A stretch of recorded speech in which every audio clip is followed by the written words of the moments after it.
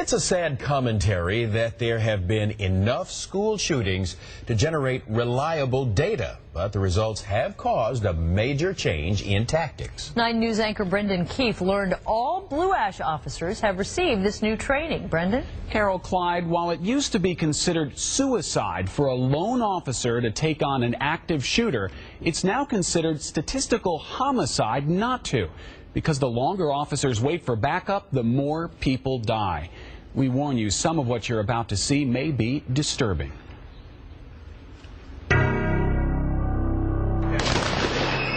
A frightening scene plays out on a Warren County school bus. Your job is this: clear that bus, secure that bus, end the killing. Everybody get down! This is not a real hostage situation. It's only a training drill. But this scenario with the SWAT team storming a bus is unlikely, based on statistics from 4 decades of school shootings. One of the lessons learned at Columbine is you can't wait for SWAT. 1999, Colorado. 2 heavily armed students storm Columbine High School. They're stalking around looking for people to kill. 15 dead, 23 wounded. The gunmen had killed themselves while tactical officers were still suiting up. Seconds count.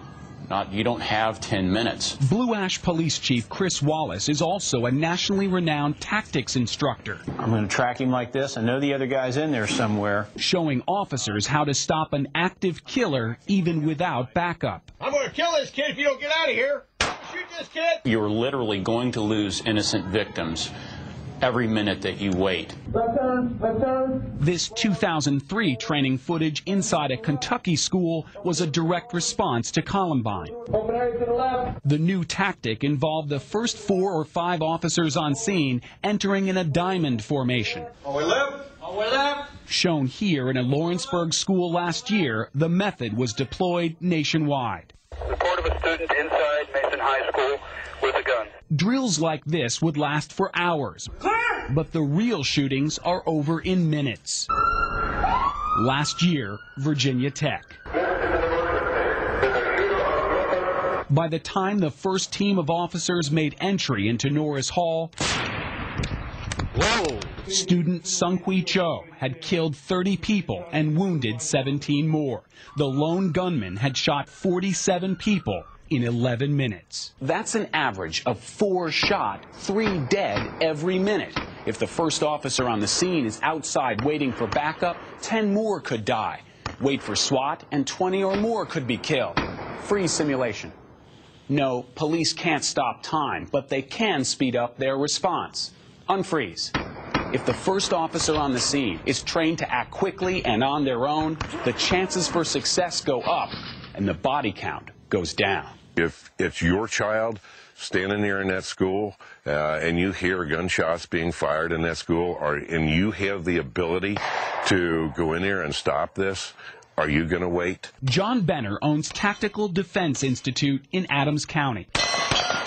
A SWAT team officer for a quarter century, Benner, along with Chief Wallace, now teaches the single officer response for the National School Resource Officer Organization.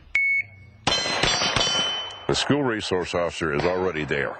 That's the best case scenario. The old tactics were the same as those used for a barricaded gunman. Set up a perimeter, call a negotiator.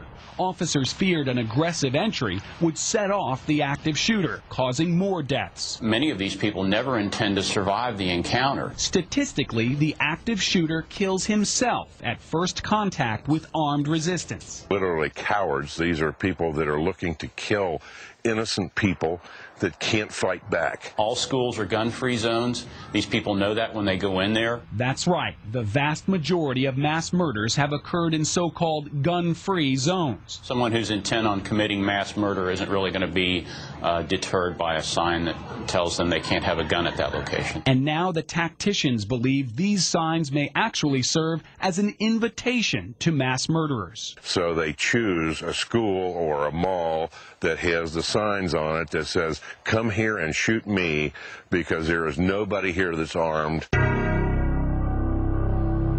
Some colleges have already discussed allowing students with permits to carry concealed handguns on campus.